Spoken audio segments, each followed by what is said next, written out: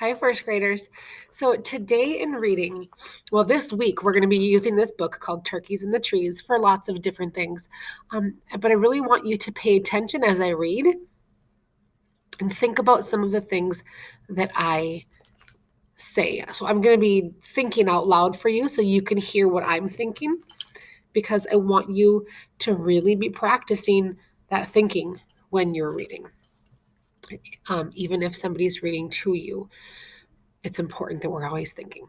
So today is the first day with our book. It's called Turkeys in the Trees. Now we read about wild turkeys together a few weeks ago before Thanksgiving. Now I know that you just finished your Thanksgiving. Maybe some of you ate turkey, but your turkey probably wasn't a wild one like the one in our picture on the cover. But I'm going to read this book today. I want you to see if by the end of the story, if you can identify the characters in the story and the setting. We might even find that pretty quickly in the book. So I might stop and chat about that. All right, so this book is called Turkeys in the Trees. You should have some schema about turkeys, wild turkeys, because we read the book before and we talked about all those things that we knew about turkeys, and we wrote down little questions about turkeys, like, can they fly? So here we go, Turkeys in the Trees. Oh, this reminds me, I'm kind of making a connection now. This reminds me of the Wild Turkeys book, the nonfiction book that gave us information about turkeys. Excuse me. Because I remember there was a page where there were turkeys sitting up on a branch where they sleep at night. Tom was visiting Grandma for a week. Her house was in a valley near the deep woods. Well, if you notice, part of that text is highlighted because that's where I found the setting. What is the setting of our story? At Grandma's house in a valley near the deep woods. Now, if you look here, this is a valley. A valley is a low place between two hills. So you see there's one hill on this side, and then there's a hill on this side, and there's Grandma's house down in the valley. Now, I also know two characters, Tom and Grandma. So there's Tom. Tom must be a child, and Grandma. So he's visiting Grandma. Looks like they're going for a walk. Oh, what did they find? Tracks. After lunch, Grandma took Tom on a walk. In the soft dirt, they saw tracks with 3 long toes. Those are big bird feet, said Tom. Those are wild turkey tracks, said Grandma. If we are quiet, maybe we will see them.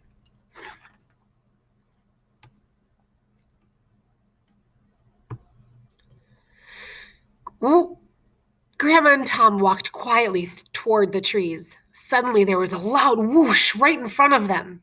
Can you imagine, like, the sound of feathers flapping? That's what I'm kind of visualizing right now. I'm picturing and the sound of feathers flapping. 2 big dark birds flew up from the tall grass. They flew into the lowest branches of the trees and sat.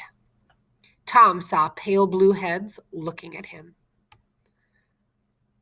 Now, if you read through the whole Wild Turkeys book, you remember that the colors of their faces or their heads change depending on their mood. See if you can remember what blue means when their heads are blue. And if you can't, you can always go back in the book, or you can find the book on Ask Kids. So can turkeys fly? Yes, they can. Not very high, but they can. The turkeys were almost as big as he was. I'm making a connection again to that book that we've read about wild turkeys. We read that some turkeys can be as big as a 7-year-old, right? A first grader. Maybe Tom is a first grader. Maybe he's 7. The turkeys were almost as big as he was. I didn't know turkeys could fly, Tom said.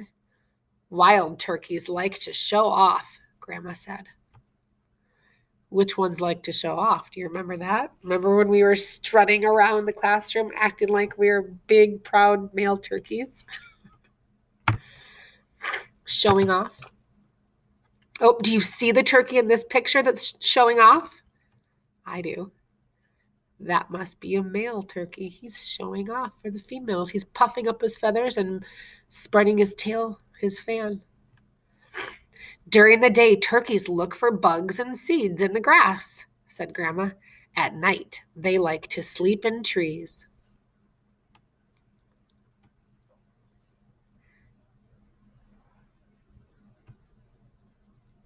Are these the turkeys we eat on Thanksgiving?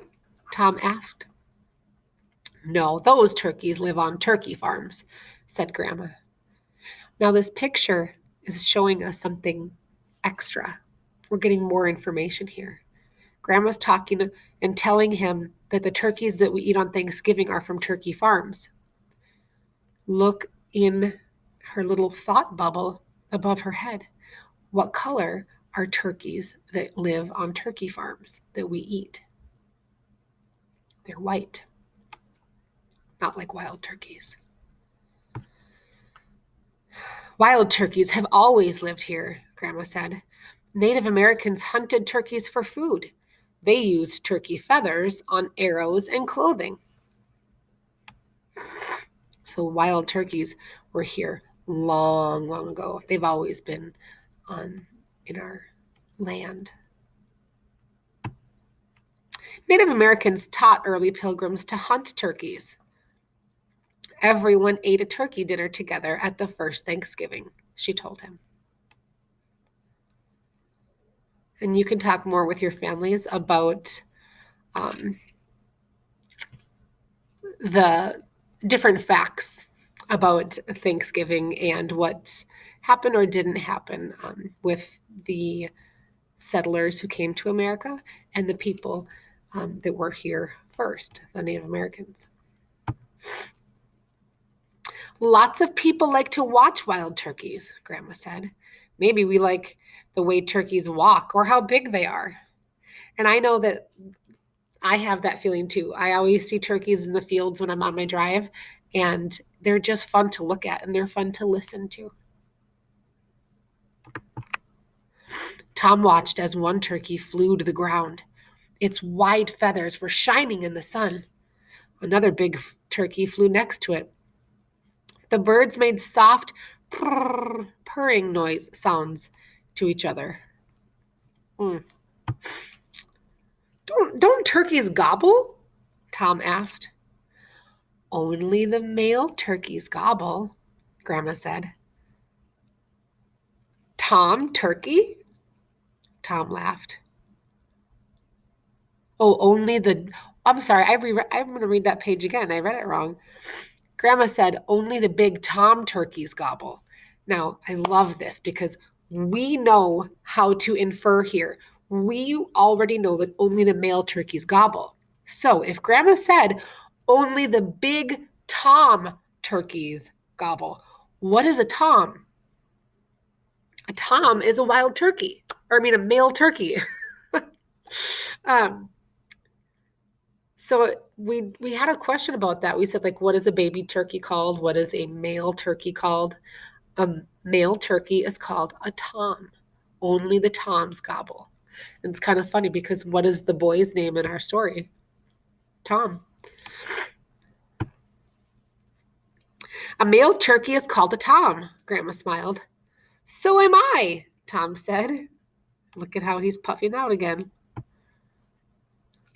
And that is the end of our story. So can you tell someone at your house what the setting of this story was and who were the two characters? Okay, try that. And then we're going to read again this week, and we're going to focus on asking questions and thinking about how when we read, we wonder more things and we ask questions to ourselves. Okay. Thank you, boys and girls. I hope that you enjoyed the story. You can also find the story in your assignments on Raz Kids to listen to it again, and you can even take a quiz, or record yourself reading it